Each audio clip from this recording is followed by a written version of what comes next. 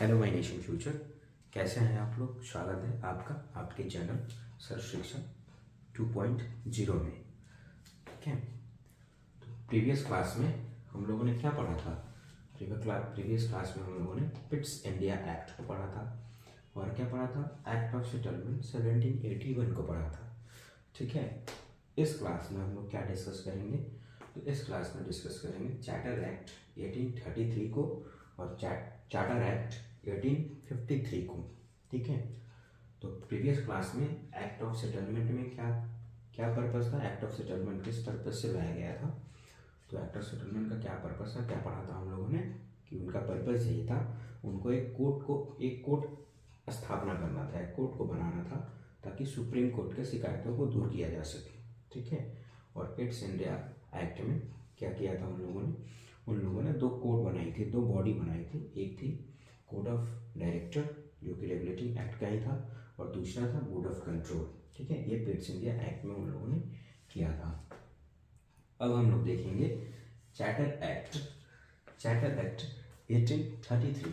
Charter act 1833 में क्या करते हैं अंग्रेज। ठीक है, तो ये जो एक्ट था, ये this act was final step towards centralisation in British India. Actually में इनको इस एक्ट के माध्यम से भारत में केंद्रीयकरण स्थापित करना था। ठीक है, केंद्रीयकरण एक्चुअली में रेगुलेटिंग एक्ट में ही आ चुका था, बट चार्टर एक्ट 1833 में उस पर फाइनल स्टेप लिया गया कि अब भारत में केंद्रीयकरण एस्टैब्लिश होगा। ठीक है, उसके बाद क्या हुआ, इस एक्ट की फीचर्स क्या क्या थे। तो फीचर्स जो थे, जैसे रेगुलेटिंग एक्ट में गवर्नर ऑफ बंगाल को गवर्नर जनरल कर दिया गया था, गवर्नर जनरल ऑफ बंगाल कर दिया गया था। वैसे इस एक्ट में ठीक गवर्नर जनरल ऑफ बंगाल को गवर्नर जनरल ऑफ इंडिया कर दिया गया। ठीक है, गवर्नर जनरल ऑफ बंगाल को गवर्नर जनरल ऑफ इंडिया कर दिया गया। ठीक है, अब गवर्नर जनरल ऑफ इंडिया तो हो गए। ठीक है, उस एक्ट में क्या था, मद्रास और बॉम्बे प्रेसिडेंसी को सबऑर्डिनेट किया गया था किसके, तो गवर्नर जनरल ऑफ बंगाल के। यहाँ पर क्या किया गया, मद्रास और बॉम्बे प्रेसिडेंसी का लेजिस्लेटिव पावर छीन लिया गया, डिप्राइव्ड कर दिया गया उनको, deprived legislative power of Bombay and Madras presidency. उसके बाद क्या किया गया इस एक्ट में, और क्या किया गया, तो इस एक्ट में attempt to introduce open competition for selection civil servant. एक बात का ध्यान रखिए, यहाँ पे लिखा हुआ है अटेम्प्ट, मतलब कोशिश किया गया था इंट्रोड्यूस करने के लिए, ओपन कंपटीशन को इंट्रोड्यूस करने के लिए, ताकि सिविल सर्वेंट का सिलेक्शन हो सके। ठीक है, मगर लेकिन हालांकि however this provision was negated opposition from court of director. लेकिन इस प्रोविजन को नेग्लेक्ट कर दिया गया, मतलब खारिज कर दिया गया, क्योंकि कोर्ट ऑफ डायरेक्टर इसका विरोध कर रही थी। कोर्ट ऑफ डायरेक्टर जो कि किसमें थी, court of director Pitt's India act में थी ना, वो इसका विरोध कर रही थी। ठीक है कि नहीं, ओपन कंपटीशन सिस्टम इसमें नहीं होगा, तो इसमें क्या हुआ, इस चीज को खारिज कर दिया गया। ठीक है, और क्या किया गया था इसमें ये किया गया था, एंड ऑफ कमर्शियल बॉडी को, व्यापारिक बॉडी ईस्ट इंडिया कंपनी के व्यापार करने की जो शक्तियां थी उसको खत्म कर दिया गया। अब ईस्ट इंडिया कंपनी व्यापार नहीं करेगा। क्यों नहीं करेगा, क्योंकि यहाँ पे सेंटर इस्टेब्लिश कर रहे हैं ये लोग इस एक्ट के माध्यम से। अब ईस्ट इंडिया कंपनी यहाँ क्या होगा, यहाँ इन्होंने क्या किया, इस्टेब्लिशमेंट प्योरली एडमिनिस्ट्रेटिव बॉडी।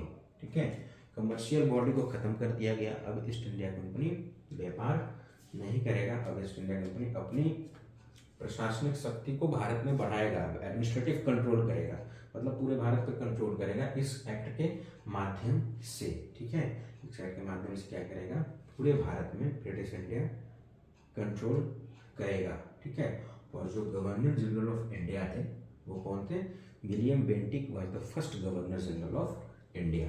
यहाँ मैंने लिखा नहीं है लेकिन आप लिख लीजिएगा, William Bentinck was the first governor general of India. ठीक है, उसके बाद कौन सा एक्ट आया, उसके बाद जो एक्ट आया वो चार्टर एक्ट 1853 आया। इस एक्ट के बाद चार्टर एक्ट 1853 आया। ठीक है, इसकी फीचर्स क्या थी? ठीक है, तो इसकी फीचर्स को हम समझेंगे कि इसकी फीचर्स थी क्या। ठीक है, तो चूंकि चार्टर एक्ट 1833 में इन लोगों ने सेंट्रलाइज केंद्रीकरण का स्थापना किया था।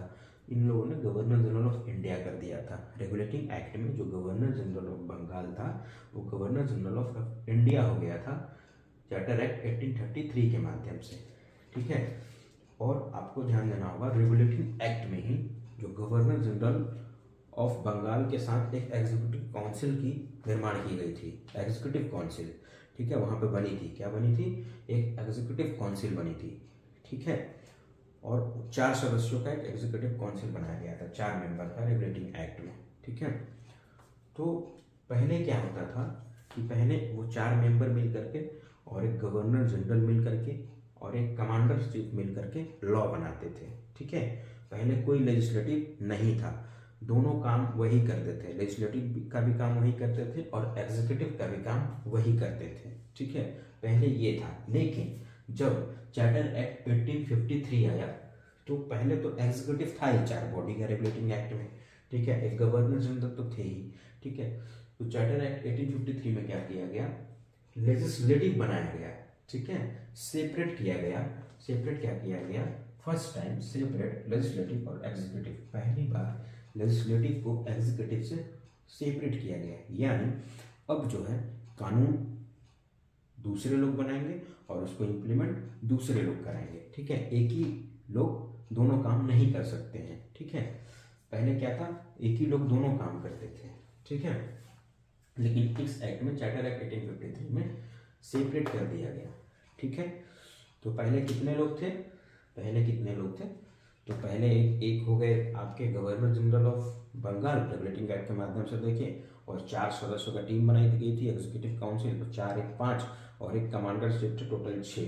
ठीक है, तो 6 जो थे ये एग्जीक्यूटिव देख रहे हैं, एग्जीक्यूटिव भी पहले 6 ही थी। ठीक है, और जब लेजिस्लेटिव बनी तो इसमें भी 6 मेंबर को ऐड किया गया। इसमें भी 6 मेंबर को, 6 सदस्यों का लेजिस्लेटिव टीम बनाया गया। ठीक है, 6 सदस्यों का लेजिस्लेटिव टीम बनाया गया, जिसको हम लोग कह सकते हैं is known as central legislative council function as a mini parliament, same procedure as a British parliament. British parliament कौन था? तो ब्रिटिश पार्लियामेंट जो लंदन में था। ठीक है, वही ने कंट्रोल कर रहा था, क्योंकि आपके देश में कंपनी राज कर रही थी। ठीक है, कंपनी थी, वो एक बस मात्र कंपनी थी। कंपनी के लॉ क्या होंगे, कंपनी कैसे रेगुलेट करेगी, वो जो लॉ बनते थे, ठीक है, वो वहाँ से बनते थे। ठीक है, ब्रिटिश पार्लियामेंट से बनते थे। ठीक है, तो इसमें क्या किया गया? इसमें एक लेजिस्लेटिव बनाया गया, इसमें 6 सदस्यों का एक लेजिस्लेटिव काउंसिल बनाया गया। ठीक है, और इसमें क्या किया गया? Introduce open competition system for civil servant. इसमें क्या किया गया? चार्टर एक्ट 1833 में तो इंट्रोड्यूस किया गया था, कोशिश किया गया था, लेकिन वो रद्द हो चुका था। ठीक है, डिसमिस कर दिया गया था उसको। लेकिन इसमें इंट्रोड्यूस किया गया, ठीक है, सिविल सर्वेंट के लिए, सिलेक्शन के लिए। ठीक है, पूरी तरीके से इसमें इंट्रोड्यूस कर दिया गया। कितने टाइप के सिविल सर्वेंट होते थे उस time? 2 types of civil servant होते थे। कितने टाइप के? 2 टाइप्स ऑफ सिविल सर्वेंट होते थे। ठीक है, एक टाइप था कॉन्वेनेंटेड। कॉन्वेनेंटेड मतलब हायर सिविल सर्वेंट या हायर सिविल सर्वेंट। ये किसके लिए होता था? ये ब्रिटिशों के लिए होता था। ठीक है, और एक था अनकन्वेनेंटेड, ये लोअर सिविल सर्विस। इसमें क्या थे? इसमें ये इंडियन के लिए होता था। लेकिन चार्टर एक्ट 1853 के माध्यम से कन्वेनेंटेड हायर सिविल सर्विसेज जो था वो ओपन कर दिया गया था इंडियन के लिए भी। ठीक है, क्या कर दिया गया था? ओपन कर दिया गया था इंडियन के लिए भी। ठीक है, तो इसमें क्या किया गया? लेजिस्लेटिव और एग्जीक्यूटिव बॉडी अलग अलग हो गई इसमें। ठीक है, पहले जो थे एग्जीक्यूटिव थे, एग्जीक्यूटिव जो था वही लेजिस्लेटिव का भी काम करता था। रेगुलेटिंग एक्ट में आप लोग देखेंगे एग्जीक्यूटिव भी लॉ बनाती थी, एग्जीक्यूटिव भी इम्प्लीमेंट कराती थी, दोनों काम करती थी। लेकिन इसमें क्या हुआ? जब इंडिया सेंट्रलाइज हुआ, जब गवर्नर जनरल ऑफ इंडिया हुआ, गवर्नर जनरल ऑफ बंगाल को गवर्नर जनरल ऑफ इंडिया बना दिया गया, तो यहाँ पर क्या किया गया?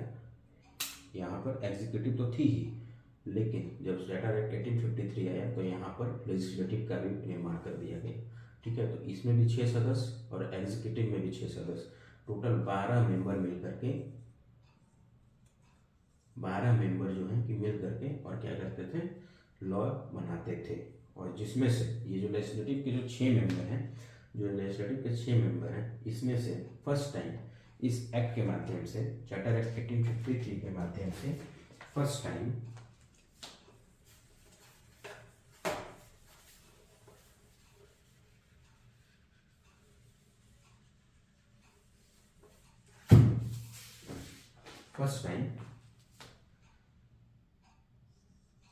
लोकल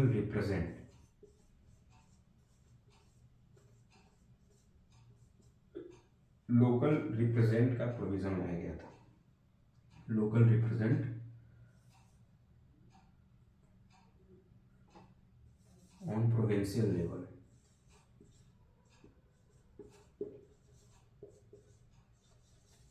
फर्स्ट टाइम इसमें क्या किया गया था, एक और चीज कर दिया गया था। ये जो लेजिस्लेटिव में 6 बॉडी जो थी, 6 मेंबर का जो सदस्यों का एक लेजिस्लेटिव बॉडी बनाया गया था, 6 सदस्यों का, इसमें से जो 2 मेंबर थे वो थे, एक सुप्रीम कोर्ट के जज थे और एक सबऑर्डिनेट कोर्ट के जज थे। इसमें 2 जज थे और बाकी के जो 4 थे जो वो प्रोविंशियल लेवल पे, जो स्टेट होती है प्रोविंशियल लेवल पे, अपने अपने एरिया को रिप्रेजेंट कर रहे थे। 4 सदस्य कहाँ से थे, तो इसमें से एक सदस्य थे मद्रास से, ठीक है, मद्रास से थे, दूसरे आगरा से थे, ठीक है, और तीसरे कहाँ से थे, तो तीसरे आपके थे, मैं आपको बताता हूँ तीसरे कहाँ से थे, तो तीसरे बंगाल से थे, और तीसरे बंगाल से थे, तीसरे जो हैं वो बंगाल से थे, और चौथे कहाँ से थे, चौथे बॉम्बे से थे, ठीक है। इसमें से 4 सदस्यों की टीम थी, वो लोकल को, अपने अपने एरिया को रिप्रेजेंट कर रहा था। पहली बार first time local represent on provincial level इस एक्ट के माध्यम से किया गया। जो 6 सदस्यों की टीम बनाई गई थी लेजिस्लेटिव काउंसिल, इसमें से जो 2 थे वो जज थे और बाकी जो 4 थे वो अलग अलग राज्यों से, प्रोविंशियल से आते थे उनको रिप्रेजेंट करने के लिए। जैसे आज का जो हमारा इंडियन कॉन्स्टिट्यूशन है, कैसे स्टेट के अपने कॉन्स्टिट्यूंसी के जो रिप्रेजेंट करते हैं, हम स्टेट असेंबली में उनको एमएलए कहते हैं, ठीक है। जो 6-7 कॉन्स्टिट्यूंसी को मिला करके और जो रिप्रेजेंट करते हैं 6-7 कॉन्स्टिट्यूंसी को, उसको मेंबर ऑफ पार्लियामेंट कहते हैं, ठीक है। वो सेंटर में रिप्रेजेंट करते हैं, और जो स्टेट वाला होता है एमएलए जो होता है वो स्टेट असेंबली में रिप्रेजेंट करता है, ठीक है। उसी प्रकार से इसमें भी पहली बार local represent on provincial level, ठीक है, मद्रास के, बॉम्बे के, आगरा के, बंगाल के लाया गया था, ठीक है।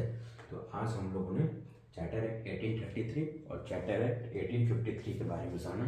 ये लास्ट चार्टर एक्ट है, ठीक है, ये जो है ये लास्ट चार्टर एक्ट है, ठीक है। इसके बाद क्या होगा, 1857 में रिवॉल्ट होता है। रिवॉल्ट होने के बाद सारी जो कंपनी की जो सारी पावर होती है सब ट्रांसफर हो जाती है क्राउन के हैंड में, ठीक है, क्राउन के हैंड में ट्रांसफर हो जाती है। ये 2 टॉपिक हम लोगों ने समझा। बोरिंग तो आप लोगों को लग ही रहा होगा, ठीक है, घबराने की बात नहीं है, ठीक है। ये बस इवोल्यूशन ऑफ इंडियन कॉन्स्टिट्यूशन, कैसे क्रोनोलॉजी है उसको आपको जानना है। इसको बस आपको एक सरसरी निगाहों से देखना है कि क्या हुआ था, ठीक है। यूपीएससी से क्वेश्चन बहुत ही कम पूछे जाते हैं इस एरिया से, लेकिन आपको एक देखना है, क्रोनोलॉजी नहीं समझोगे तो आगे नहीं समझ में आएगा, ठीक है। उसके बाद आगे जो हम लोग टॉपिक पढ़ेंगे वो फिर मेकिंग ऑफ द कॉन्स्टिट्यूशंस, फिर प्रीएम्बल्स, फिर कॉन्स्टिट्यूशंस में क्या क्या है, सारी चीज़ें पढ़ेंगे, आगे हम लोग डिस्कस करेंगे, ठीक है। और ये 2 टॉपिक आज फिनिश हुआ हम लोग का, ठीक है। आराम से पढ़िएगा, आराम से लेक्चर को सुनिएगा और समझिएगा, समझ में आ जाएगा, ठीक है। सो थैंक यू, और इस चैनल को सर्व शिक्षा 2.0 को शेयर कीजिए, सब्सक्राइब कीजिए। थैंक यू, मिलेंगे अगले वीडियो में। जय हिंद।